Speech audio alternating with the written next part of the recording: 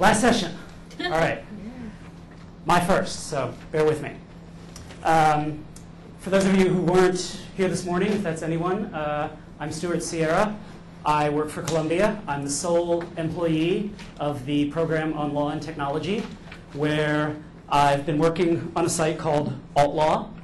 And Elmer Masters, who's not here, said earlier that, oh, there you are, hi. That CALI is not out to build the next Westlaw killer. I am. So that's what I'm doing. This will be mostly technical. I'm a programmer, so that's what I know. I'm not a lawyer. And what I'm going to try to do is just walk through the process that I went through to develop this site, since I didn't really know anything when I started, and tell you what worked, what didn't, and hopefully make your lives easier if you try to become the next Westlaw killer. So this idea started with my boss at Columbia, who is Professor Tim Wu, and he had an idea for a site called Project Posner, which was to take all of the opinions of his former boss and just put them on the web, because they'd never been there before. So there's about 2,000 opinions, and we made this cheesy little search engine for them, and it was cool. People liked it.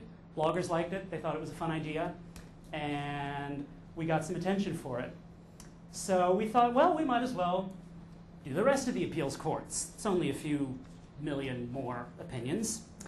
And we definitely, we like to say the whole thing started because Tim Wu was too lazy to look up his Westlaw password and find the right database and type in the citation and all this stuff. The basic question was, why isn't finding a case as easy as finding stuff on Google? So I think we've done pretty well. We tried to make something that looks like Google. You type in what you want. Here's a good case. And you can find it. Boom. So the first question, the first big thing we had to deal with, this was back in 2007, was where are you going to get the cases? Because this was before Public Resource had released all their stuff. So we started with the court websites themselves, and we had some help from Paul Ohm at the University of Colorado, who wrote a bunch of Perl scripts that would crawl through all the circuit court websites, which are really bad, and download all the opinions and get the metadata that we could get. It was mostly PDF files, so we had to write our own PDF parser to convert them into HTML. And it worked. We got probably about 100,000 cases that way. Everything, most of what the appeals courts had done for the last 10 years, and about the same for the Supreme Court. So we started with that, and we released this first version of the site in, I guess, August of 2007. And fortunately, after that, we got some help from Tom at Cornell, who gave us their US Code collection, and Tim Stanley at Justia, who gave us a big Supreme Court collection. And then, of course, later that year, Carl Malamud released his big collection of case law that we've been able to make use of. So the second part was making it all actually searchable. I did not know what I was getting into when I started this. It was much bigger than anything I'd attempted before. So I started with a pretty typical Ruby on Rails site, because Ruby was the big thing at the time, and I'd recently discovered it. Very simple, a MySQL database, all the cases, and this nifty little search engine called Ferret, which is a Ruby and C port of the Lucene search engine. It's nice because it integrates very neatly with Rails. You can just drop in a plugin and tell it which fields in your database you want to index, and boom, you've got a full text search engine. It's very easy to use. And I still use it on a lot of other sites. I stopped using this setup here for a couple of reasons. The first is that it was actually kind of slow. And it seemed to be the problem there was MySQL. Now, if I'd had a database administrator around who could have tuned all the indexes appropriately, that probably wouldn't have been a problem. But I didn't know how to do that, and I didn't have anyone available to me who could. So that was not working very well. And I was also doing what everyone tells you not to do, which is storing big chunks of text right in the database tables. And apparently that's not really a good idea, or it's not very efficient.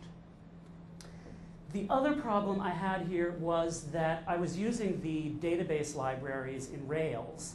Their database layer is called Active Record. And I was trying to use that for all of the back-end processing I was doing to generate the database in the first place, which it turns out to be really not well suited for.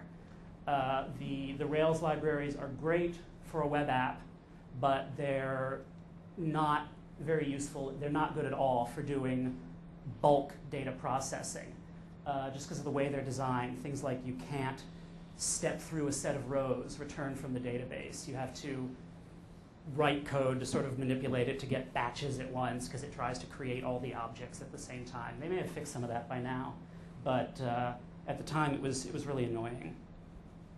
So I discovered a product called Solr, which is an open source application.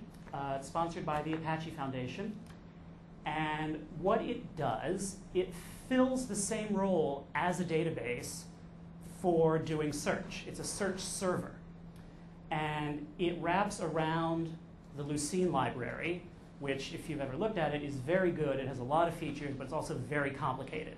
There are lots and lots of things you have to do to set up a Lucene index, and there are whole books published on it.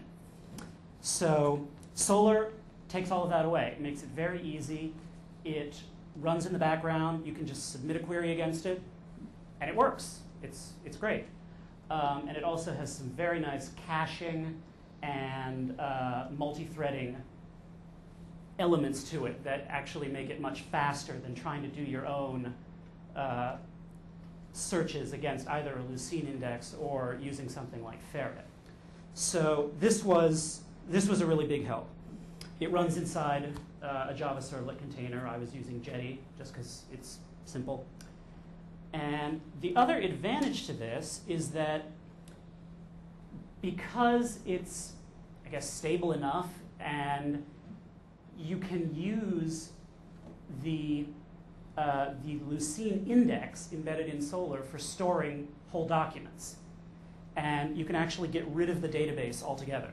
So that's what I did, and that's the way the site still runs. The Solr server works as both the search engine and the database.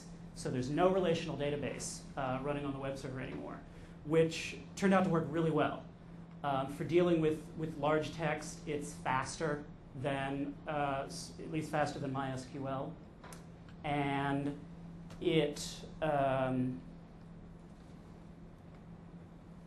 also separates out the database processing code, because I have my backend code now that generates this big index, and then I can just use it on the web server. So there's none of the data processing code or any of the building the database code mixed in with the web application.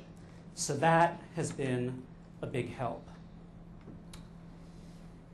So what's next?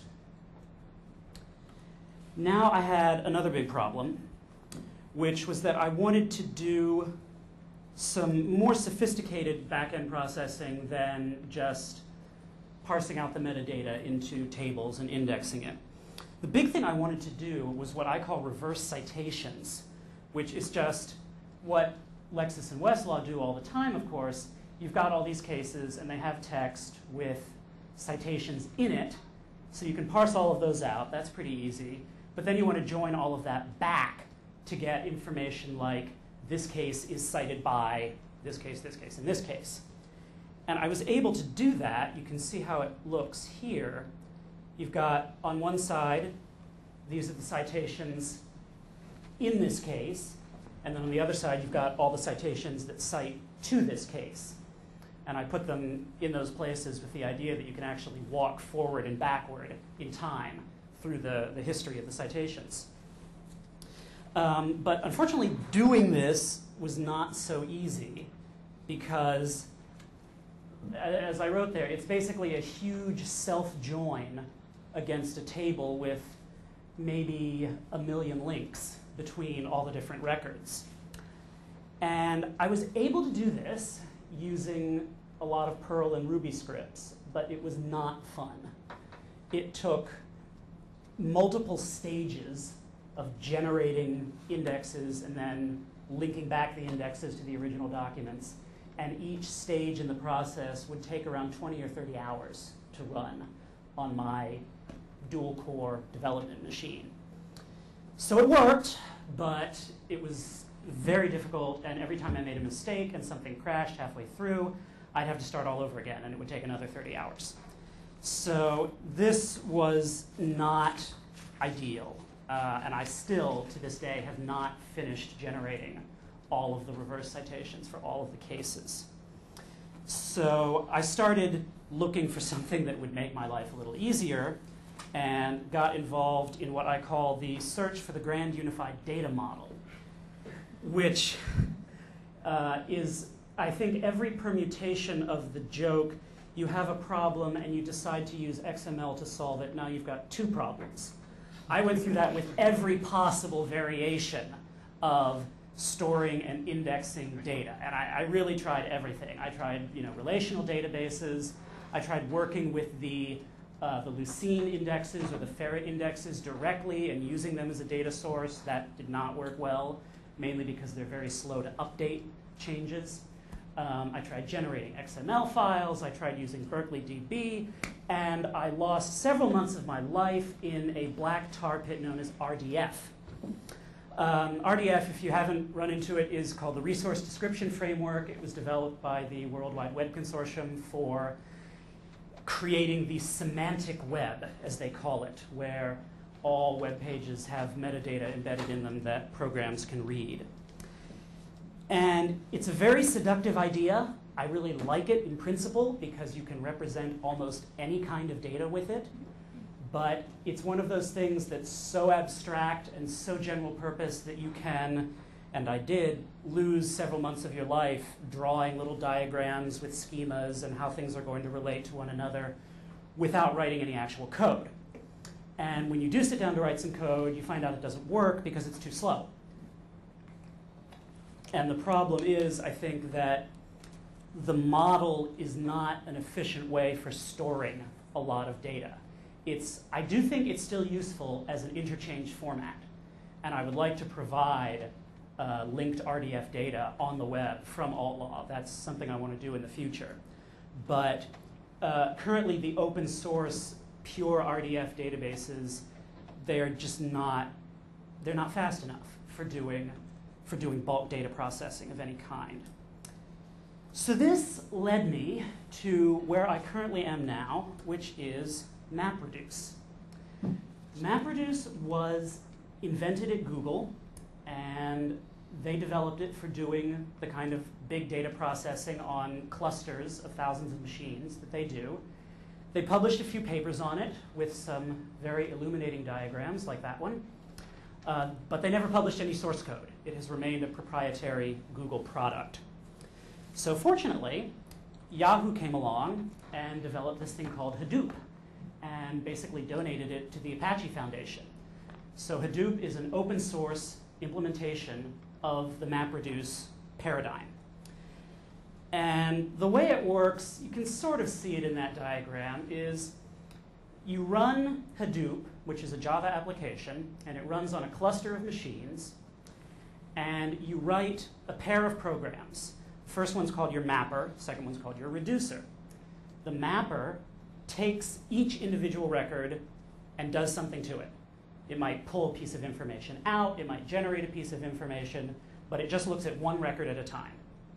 And then the reducer takes the combined outputs from all the mappers and puts them back together in some way. It might sum them or combine them or just bring them together in some way.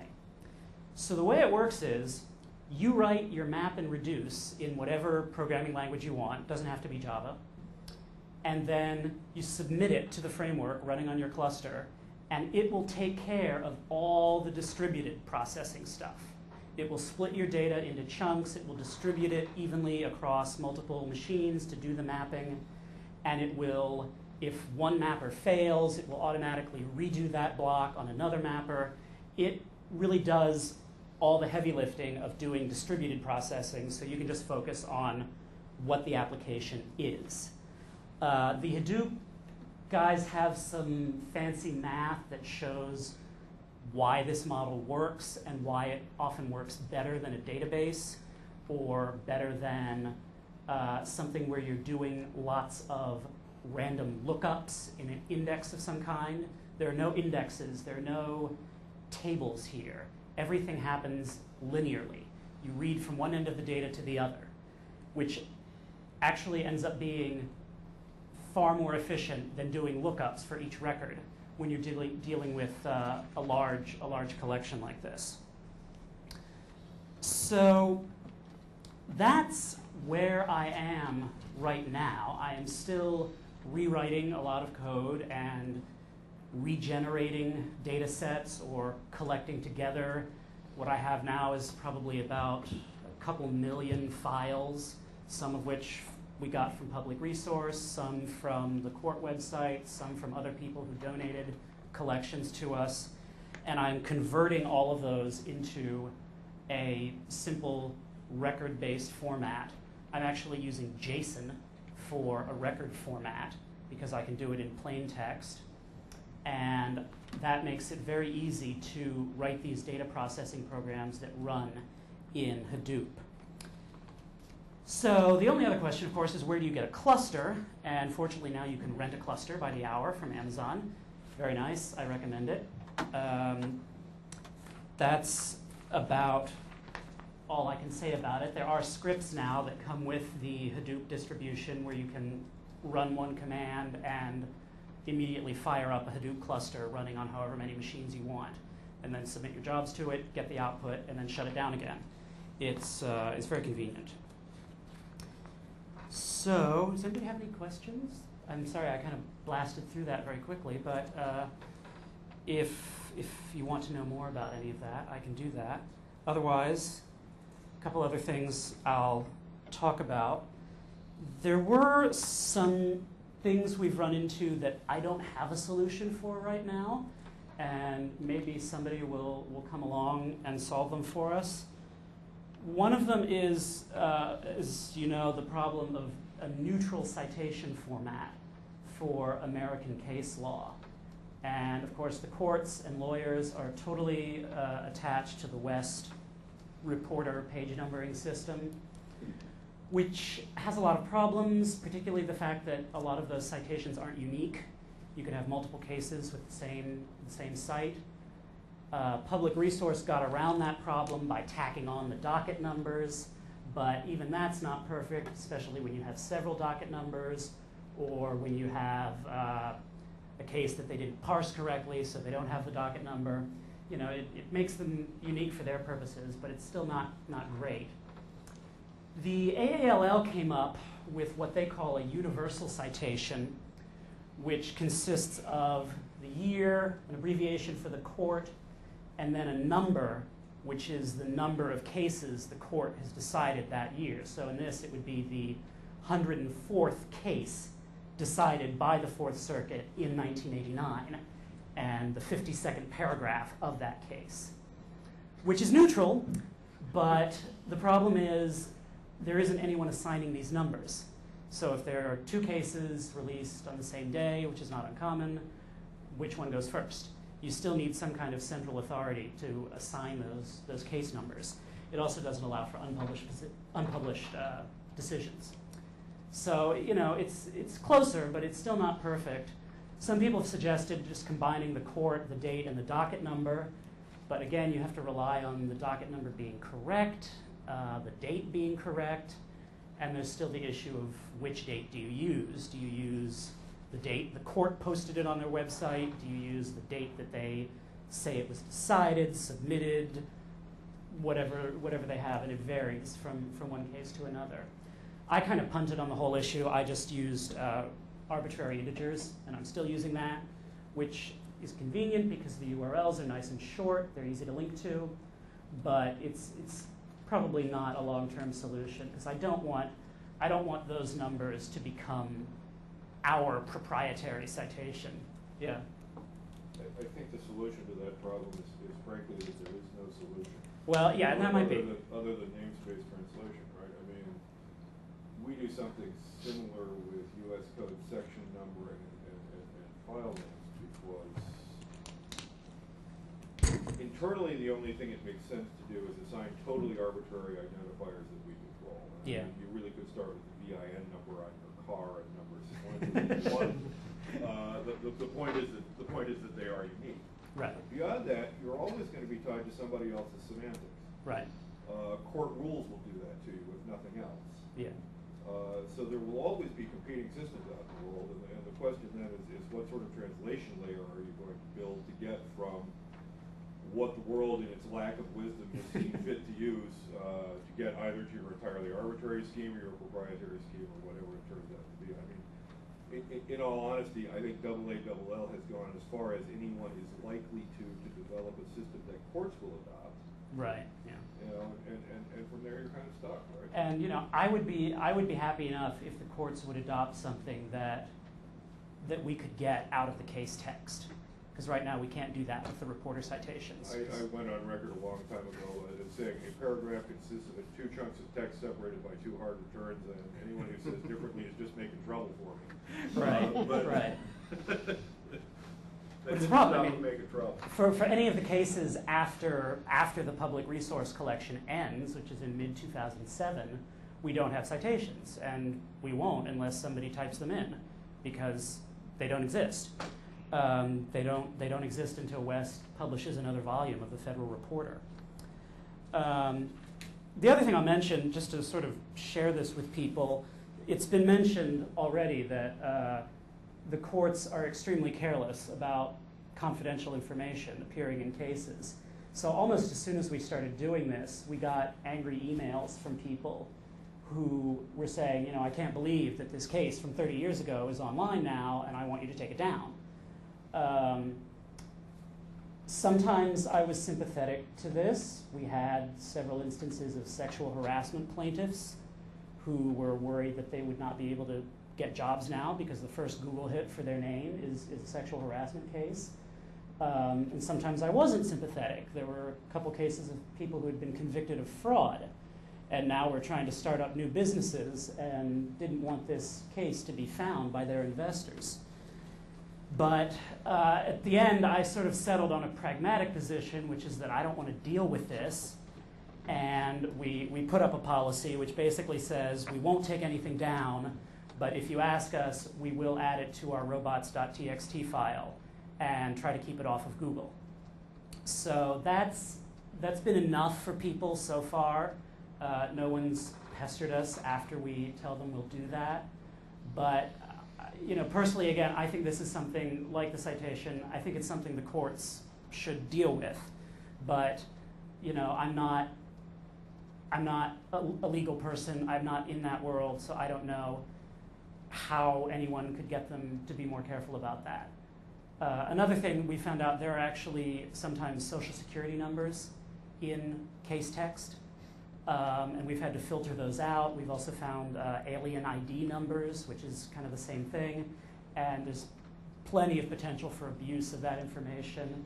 So things that are easy to recognize, we filter them out, but again, Carl Malamud actually wrote a large memo to the courts showing examples of where this confidential information had been included in the cases. So the next places I'm going, of course, we'd like to have more cases. The next place we'll probably try to hit is the district courts. Some of the other stuff that Public Resource has put out recently, including the PACER documents. And after that, we'd try to hit the major state Supreme Courts, or even all the state Supreme Courts if we can get them. That's basically a manpower problem right now. I mean, all the data is out there. I just personally don't have the time to write a dozen or 100 more little parsers and screen scrapers that can pull all this information down and convert it into a format that we can deal with. So,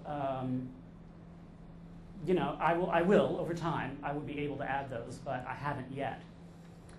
Now, the other thing I'm interested in, and I'm studying machine learning and advanced sort of text analysis stuff in classes at Columbia. And I would really like to apply some of the cutting edge natural language and information retrieval techniques to this corpus, which has not been done much before. The first one is to just take the citation graph that I've built up between all of the cases and use that for ranking. You can tell which cases are most important. They're the ones that get cited a lot, and the ones that are most important of all will be at the center of the citation graph. So that's what Google did for the web, and that's a well-known algorithm. There's no reason why it couldn't be applied to case law. Again, it's just a matter of time for me to write the code and do the processing. The other thing, which we talked about in the last session, was getting corrections. There are errors in the data, both from parsing and from errors in the text of the original documents, wherever they came from. The courts in particular are very sloppy. They don't proofread their opinions before they get posted on the web. We found bogus dates that are 100 years in the future. We found the names of judges misspelled. It's pretty obvious that the courts have been relying on West to do their proofreading for them for a long time. So, you know, again, that's another problem that I don't have a perfect solution for, because I don't know how to collect corrections in a way that can be validated and that we know it's not just someone submitting spam links or something. So, you know, I'm going to work on that. I'm open to suggestions. And I would also like to get legal scholarship involved. One thing we've talked about amongst ourselves, we haven't done any work on implementing it, is trying to tie this into the SSRN databases, where law professors usually post their articles, and either crawl the abstracts, or if we could get permission, crawl the full text of law review articles and link to those and show, when you look at a case, to show a list of articles that have been written about it. I think that's something that law professors would be interested in, and I think that's something that we could do. But we'd probably have to get someone from SSRN working with us to let us do that, because they don't just want people crawling all their stuff. We have a website that I mentioned in the last session, lawcommons.org, which at the moment is just a wiki and a mailing list. But we have hoped from the beginning to make this an open source project.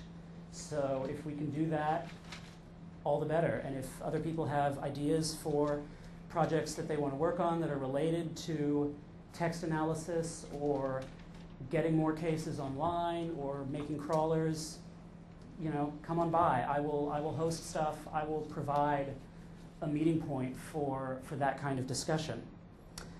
We talked about LawForge. This is what we hoped this would become. It hasn't yet, mostly because there are only a handful of people who know about it. But if people are interested, if people are interested, come on by, take a look, and see what we can build. That's pretty much all I have. I can show you the site, a few of the features it has, and then are there any questions, comments, rants? Yeah.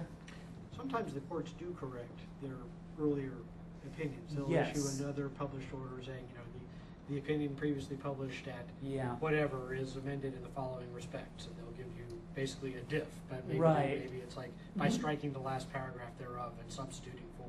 We have some of those actually, and currently it's not very useful because they just show up as separate cases. Yeah. It would be nice if we could actually parse those and apply the corrections to the original case. But maybe with natural language processing that could be done. Otherwise, it would have to be an army of volunteers somewhere reading through those and making the corrections by hand.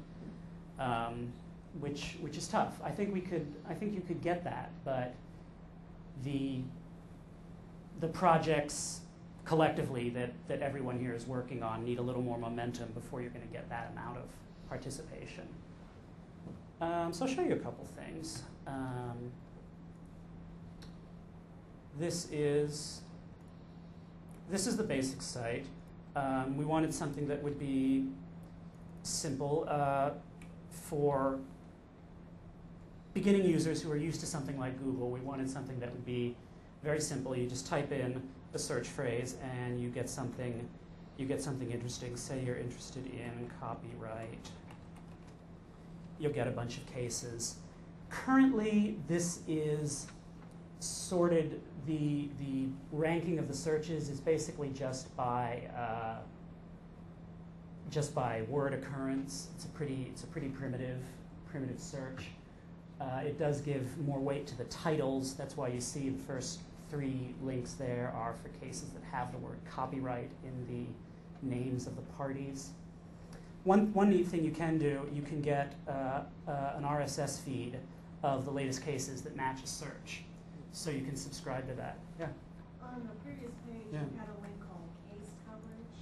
Yes. Can you show us that, please? This is just our list of what we have. These numbers are not 100% accurate, but they give you a general idea of what we have right now. You can see it's the appeals courts back to about 1950, which is from Public Resource. The Supreme Court, which we have complete, back to 1 US 1.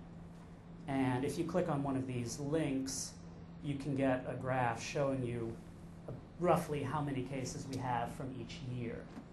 So for the appeals courts, it looks like that. For the Supreme Court, it looks like that. And again, these spikes here are not necessarily because the court decided more cases that year. It's just we have more cases from that year.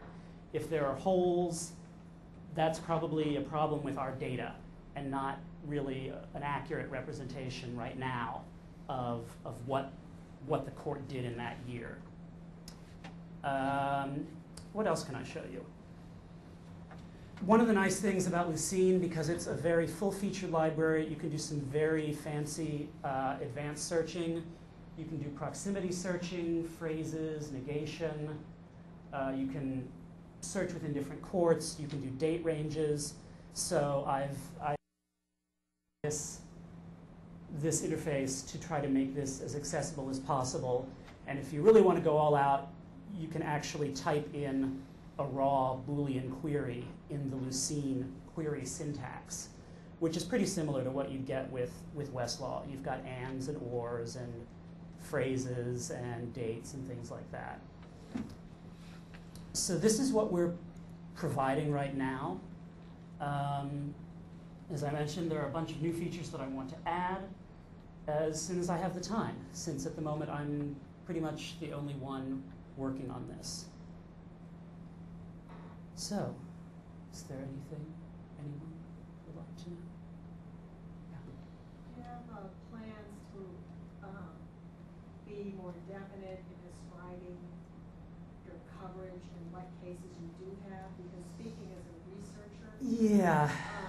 I mean, I don't know that I would say that I wanted Lexis and Westlaw dead, but That's not going to happen. That's certainly hurting a little bit when do anybody make fun.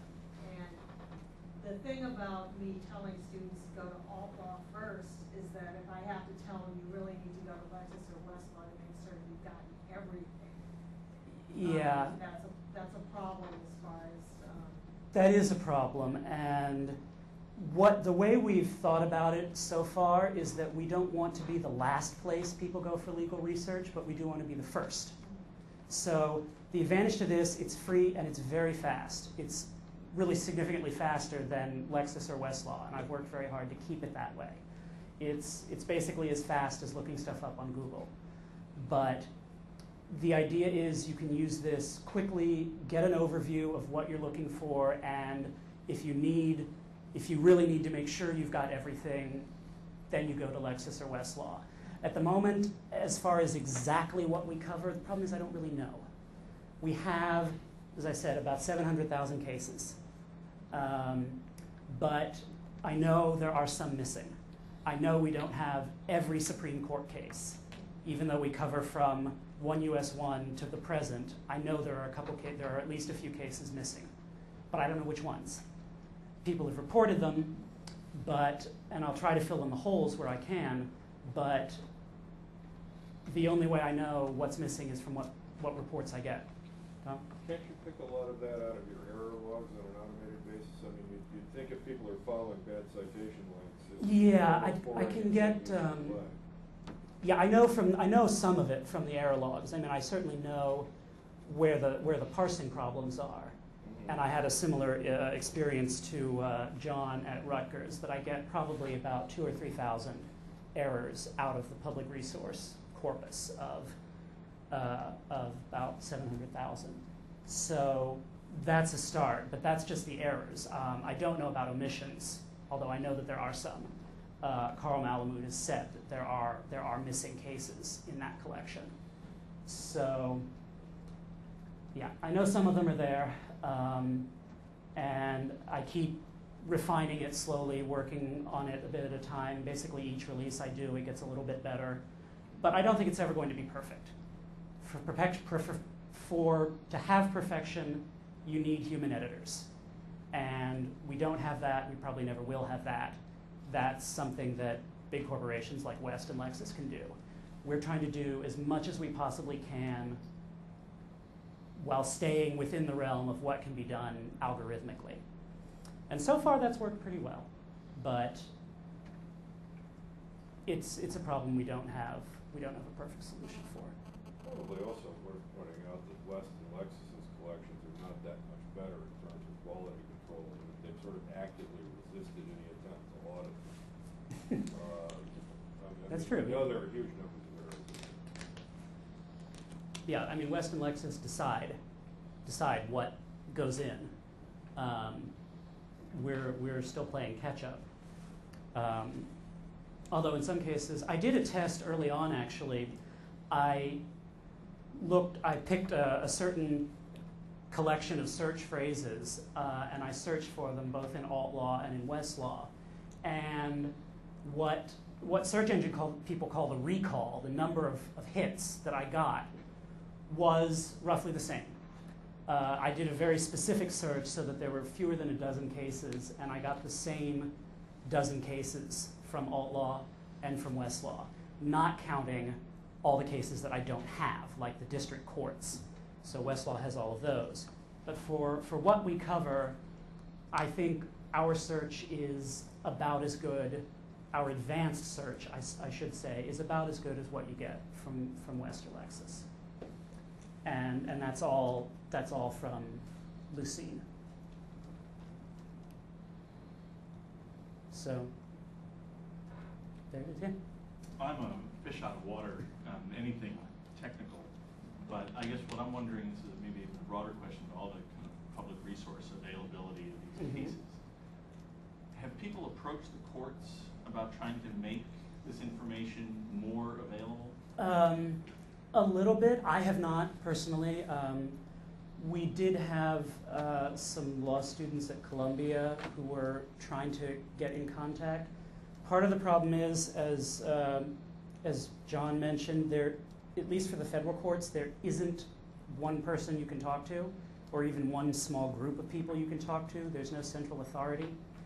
So you end up, we've tried to contact even the IT people running the court websites to say, you know, for instance, we noticed on the Second Circuit, we noticed we had a problem that they have all of their cases back to the mid-90s, but their search engine will only return links within the last year.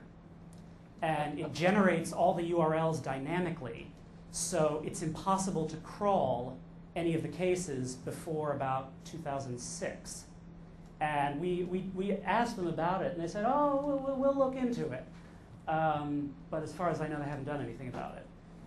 And now you've got a Homeland Security file open on you. Exactly, yeah. So, you know. Two things to, just yeah. to think about. Besides, of course, Judge Posner, who's gone senior, who's interested, I would imagine, these kinds of things, you know, want to just look at the federal courts and appeals, it's not that big a group for the chief judges. Right. Frank Easterbrook on the 7th Circuit, and although he has his own problems these days, Alex Kaczynski on the 9th, Right. are people who are known to have interest in computers. Right. Yeah, I don't know whether they'd be interested, but I think seems some to of me them they would should. be. I know Posner is, and possibly Easterbrook as well. We did actually get to demo Project Posner to Richard Posner when he was at Columbia to give a talk, and he thought it was neat. He liked it, but I personally don't see that as my role. I'm a programmer. That's what I do, and I'm fully occupied with that end of it. I'm hoping that if we get people interested in this, especially law professors, that since they're the ones who know the judges, they're the ones who have the connections, they can start trying to let these ideas trickle into the courts and get them interested in it. But I don't think, as a technology person, I don't think anyone is going to listen to me or really anyone in the technology field. One key thing is going to be to educate the moron law professors as to in what form you need it. Right, I'm from Pennsylvania, and I know that our state cases are not very available. Yeah. And frankly, I think that's a conscious decision on the part of the judges. But when I talk to them about it, I only can get about as far as saying, your own website needs to be better. Yeah. And allow people to search other than by docket number, which is the way the Pennsylvania courts allow you to search. Well, thanks a lot. That doesn't help me if I want to do a substantive search. Right. Right. Yeah, I mean, a lot of, it's tough. Some of the courts are still using WordPerfect. Some of the files we've crawled are actually WordPerfect documents. So. Yeah, there are logical pressure points there, right? I mean, the people that you probably most need initially are the reporters of decisions, whoever they may be associated with each court. And what's interesting about those guys is that if they had any idea how clueless they appear to be in the electronic realm as compared to how conscientious they are in print, they would simply die from shame, right? It literally is a case. It literally is the case that they don't know. These guys are paid to be serial peripatetic nitpickers on print documents, but they never had any idea what the implications of that were in the electronic world in terms of simple things like even naming subdirectories with consistent month abbreviations from year to year. I mean, they just don't do that stuff. Right, In print, they do. Sure. Which leads me to believe that they're not really beyond hope. That you can go to them and say, you could be making everybody's life a lot easier. Well, I think the initial problem is getting them to care. Sure. I think it's very much a question of the public wants a toy, and here it is, as far as the electronic copy on the circuit court website is concerned. I don't think they really care at all. And they've tossed it to the IT department, which also doesn't care. Yeah, and that in turn is layered on a sort of judicial attitude of, we decide, others promulgate. Yes, very much so. And I think that's sort of inherent in the board structure as it is. But can you really do anything about that? No. I mean, all you can really do is get them to the point where they make it easy for others to do it. I don't know. I mean, hence OAI, right? But, Right. Yeah. And I'm looking forward to OAI. I'm certainly going to try to implement some of that stuff. Although, since Public Resource came out with their collection, my position and really the goal we've been working toward is not to be in the business of collecting cases. We would just as soon let other people work on that problem, and it's certainly a big problem, but I think a lot of other people are working on it and doing a good job. What I'm most interested in is then, once people have collected that data, to do interesting things with it and make it more useful, to add value in a way. We're not trying to sell a product here, but we are trying to build a product that is fairly polished and usable, instead of something that can only be used by people who have the technical skills to develop their own tools. As a one-man shop, I'm sure you're eager for plenty of people to be telling you what you should be doing. Yes. Here's my 15 cents worth. All right. If you're really doing a bunch of machine learning stuff, then it would seem to me that and you are holding the back file, as you obviously aren't. Holding a what? Holding the back file. Yeah. The obvious thing for you to be doing with that is redaction. Going back and doing and eliminating privacy sensitive data from the stuff that's you've already got. Well, because prospectively the yeah. courts will take care of that Yeah. To a large degree. The question now is what happens with X zillion years worth of electronic data that's out there already. right, and of course, again, for the simple things like social security numbers, that's easy to recognize, and I've done that. I've filtered those, but you know, for the trickier stuff, it's not so easy. I did have one case of a guy who emailed me because the court had amended the opinion. It was the fact that an unrelated case, his mother was involved in a lawsuit, and this guy had it put in the court record with his name that he had HIV, which was barely even relevant to the case, but it affected his life that this was on the web now. And the court had actually gone back and amended that decision, and I did the same thing. But, you know, somebody needs to get on the courts about that. They shouldn't even have to think about, they shouldn't have to revise it. That should never make it into the record in the first place. But that's my opinion. Well, and indeed a lot of that's been done, right? I mean, New York State has a very good, Okay. as it happens, public records policy, but of course that's only going forward, and as you Right. say, it's a matter of judicial training. This is what I was referring to earlier as collateral damage. You're right, that has no yeah. business in that opinion, and there's an awful lot of that. But you know, you can't teach a judge how to write, because they already Yeah. know, much as law professors do, and Of course, there are plenty of judges who don't even type their own opinions. They write them out longhand and have their clerks type them. So we'll be it's publishing images of those files. Actually, that raises an interesting Yeah. question. What do you do with images? Because every now and then you do get court opinions where there's a map or something. Yeah, so far we've avoided them. That hasn't been an issue. There are, I guess, probably fewer than 100 cases that we downloaded from the courts were actually images, and basically we just ignored them.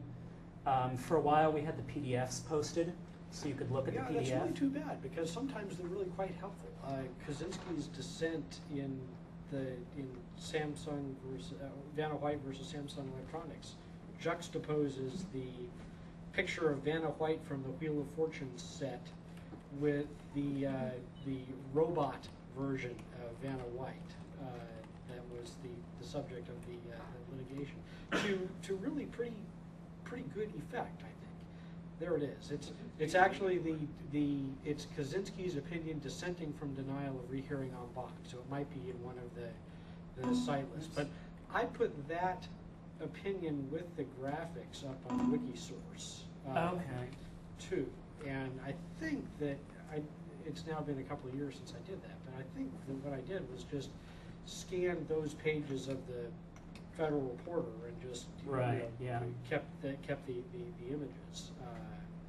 There are some cases that have things like graphs or maps Yeah. that it would be nice to include, and currently we don't do that. But again, hopefully, partly the reason we dropped those is because I didn't have the resources to process them. Mm-hmm. There still isn't a really good open source OCR program. Google's working on it, but they haven't finished it yet.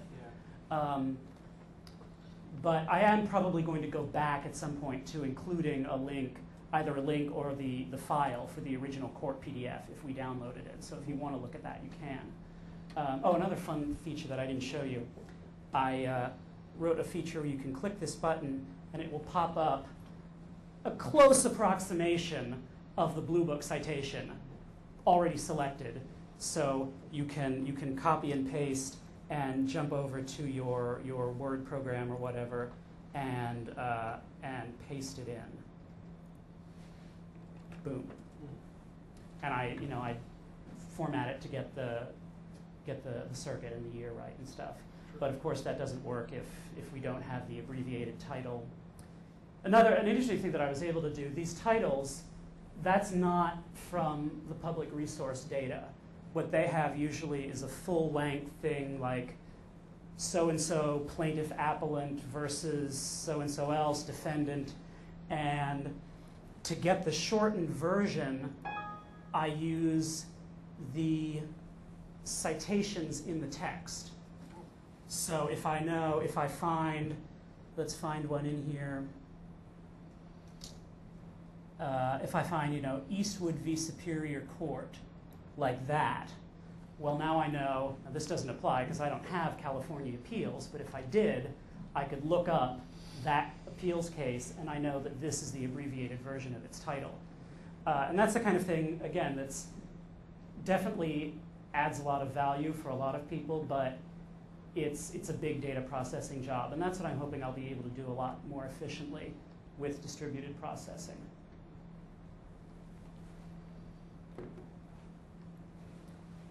Well, we managed to use up almost the whole hour, so that's good. Thank you for coming. So did the robot look like Vanna? I thought that the robot looked a little bit like Vanna, but I didn't think that Vanna was entitled to compensation, and neither did Judge Kaczynski.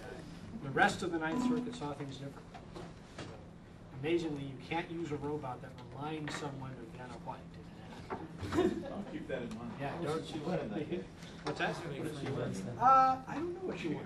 What the dollar amount of the award was, I don't actually recall. It was found to be a violation of her right of publicity. Legally, it's a significant case because it's one of the first times that there's ever been a right of publicity claim where it's not actually a picture of the person. It's It's a picture of something else that kind of looks like that. Wow. Anybody got an elevator nearby?